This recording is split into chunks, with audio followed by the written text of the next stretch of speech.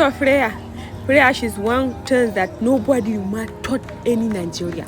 If you are a Nigeria to by right of right, you must sabi how to pray. Ana cikin wannan hidindimu, we are on side of the economy depletion, economy inflation, economy jaga a ce ma you know sabi how to pray. Kutumelesi. Me, I never remember once on air where aka koya min yadda ake a nobody should shoot me. Amma dakata, I explain the moment for you here. Kun ga nan gurin, this moment, I am on the moment of cloud for 9. I enter another onto them. Here I rememberation the way and the things that I used to do before. The super, yaga, where I come up from, where I did today. Hi! Wallahi na God. What she's show me see upon this Hausa girl. Yarinyan ebenango galo. Baby sharan pies. I remember my friends, families that we are no longer on the same spreadsheet. Kowa ya rabu, marriage she separated us, class she separated us, money she separated us, government she separated us, religion she separated us. I began to cry. If I remember where I started with the loop of my life, Odegu Bobo na masoyi kai gaskiya dole na yi kuka. Here mutane sun fara kallo na, an fara samun ido. People they began to look at me, they say wannan yarinyar she's okay kuwa, she's okay, she's wrong on her. I wipe my eye. Among Allah ya so ni inda dai ina da foundation had deep on that I have foundation on my face haba da an yi tattaɓa kenan, taɓau za a kira na kenan. I try on my tries to see that I shall not begin to cry again, but gaskiya the cry she's on my heart. Gratitude. Hajiya Inyamara. I do on clock for 1 year anniversary. No be by power, no be by mouth pa. She's the God that she's running for me. Dole in yabo Ubangiji na. I must praise the Lord because the goodness, she's too much for me. And she's not only for me. You can see the young lady here. She's testifying on the goodness of God. One thing I like to tell you about my church, Beautiful Ministries International, when you come, there is this the atmosphere for prayer, the atmosphere for praise God. She will got it. And one thing I love to do when I come to church, I hold the hand for my husband. I pray for him. She's the breadwinner. She's the love for my house. She's the honest. I secure him. And my child Kuma, we pray together. I bind, I host, I retreat. I ask God to tsare all of them. We go out, we come back. So many people, they go out, they don't come back. So many people, they come back, they don't go out. Kinga dole, I commit everything on the hands of the God. I pray, I hold my family, I put them on prayer, I put them on the mat for God. Here my son, ya gama shan koko, ya har wahala, ya fara bai da wahala. Here she's want on sleep. I must carry him, if not she's going to distraction me and the father. So kunga mutane na jama'a, the people of my family, I like to call them my family here, we pray to God. Every fasting yadda kuka kunga wannan mata ita ma tana da shi a jikinta ta yi addu'a.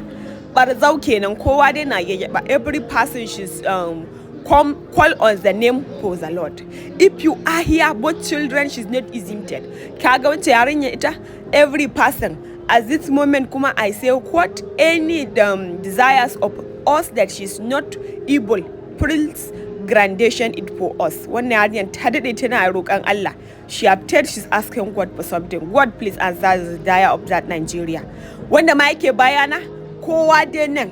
I keep to tell you people, once she's come to church, she's like a hospital. Any person you see on the church, she's have something she's come with. When you go to the hospital, every person that she's come to the hospital, she's come with something. When you go to church, any person that you saw, she's come with something. That is why I tell you before that every person on church, we are equal.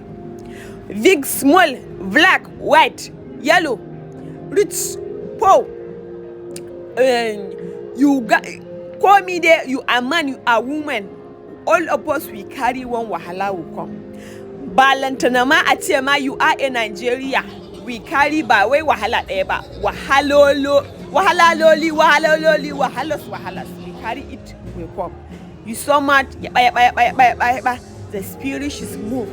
The spirit she's speaking. Because if we began to list the burden that we go through on a daily basis as in Nigeria, wallahi chigabo onu ga ne bele baki za a dinga addu'a. Kaga wannan matan Allah kadai ya san abin da take roƙan shi. Ko miji a'a to ni dai ban da sani ba.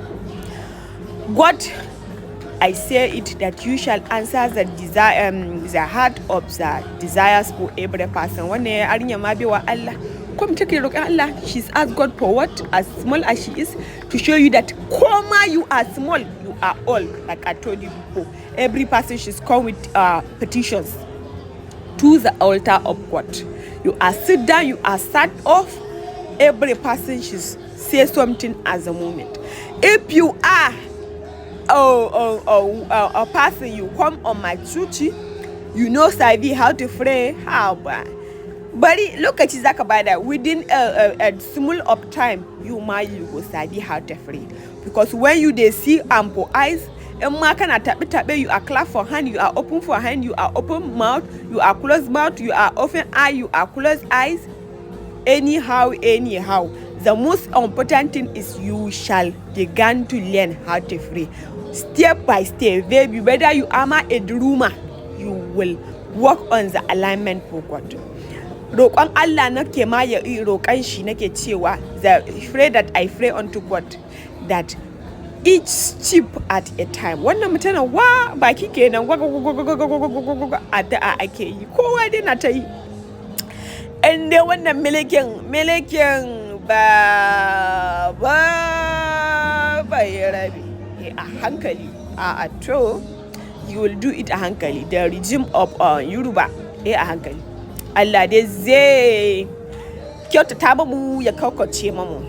As a point, like I told you before, a hankali. Whether you are a baby Christian to in baka iya magana addu'a, you are not spoke on the Holy Ghost. Kana ruwa. Holy Ghost is irim where you bring out the vulnerability for your soul. You know longer care who is on your right, who is on your lip, who is on your middle, who is on your front, who is on top of you. All you care is to bring the voice that she's on side of you to bring it out. You might not care whether you shouting, you might not care whether you do any kwacha, any huska kwata, whether you turn your head onto hammer, you do paka with your head. As a moment of that vulnerability, you brought yourself before God how you are. That's us the prayer that I pray for every Christian that she's come to that level of a flesh where my packaging kunyan oban kowa. Because you know that you are with your father. You know how you are not ashamed. Packaging kunyan obanka wanda yake duniyan na, you are not ashamed for the father on your earth. You talk to your father with love. You on the front of your siblings. You are not afraid, you are not ashamed. So that is the same thing that she's having when you saw yourself as a church and that you have a spirit for God. You are not afraid. You are not ashamed of anybody. Kuma your father on heaven that she's God. You are not ashamed of him to talk to him. You talk to him like a baby. You talk to him like a bobo. You reach out to your father on heaven and you say all the things that you want him to say. I tell you, and I will continue to tell you, you saw my church, Beautiful Ministries International. She's systematically, first we praise the Lord, we worship the Lord, we dance to the Lord, we pray to the Lord. Prayer is the key. Prayer is the language of heaven. They taught us how to pray. If the way you communicate to your father, you communicate with your language, Igbo, Hausa, Yoruba, Kanuri, Ipik, anyone, to the language for communication with God, she is prayer. That is why they taught us how to pray, to communicate. My son now, she's slave. Yaga mashan kwakko the nursing kuma after I reggae him, after I rocket him, she's now slave. Here I communication inside heart. Praying to God, asking for mercy, asking for blessing, protection, and everything. So many upon my family, upon my friends, upon my parents, upon my lovers, my neighbors, my brothers, my siblings, my co-wade. Aka gama yaryaban da kowa. We finished prayer and we want to begin the preaching. That is why how we do, we don't want to miss. Wannan dai gata nan dai sai yaƙe take shashaka kenan. Adam bara awara. Bara uwa. When you are on the presence of the Lord, there is fullness for joy. Every person she's rejoiced, every person she's happy, every person she's certified for the goodness of the Lord on the life. Here we praise, we appreciation all ourselves for a job well done. Kowa nan muna ta yawan Ubangiji dan shi ne sarkin sarakai. My child kuma she's began to add gear to the sleeve on his eyes. Yana bacci, I look for the camera TV to see the man of God, because we don't audio preaching. Wannan kuma ya dai fara rubuce-rubucen shi. She's time for preach on the wood for God. Every person she's brought the fencer bureau to jot the things that our labor man of God she's taught on us. Few minutes later kuma wannan mutumin ya shiga class 9 ya fara bacci. Bila says the problem she's come with, she's bigger than the atmosphere. At the moment, jama'a bari na je na sha ruwa. Be back later.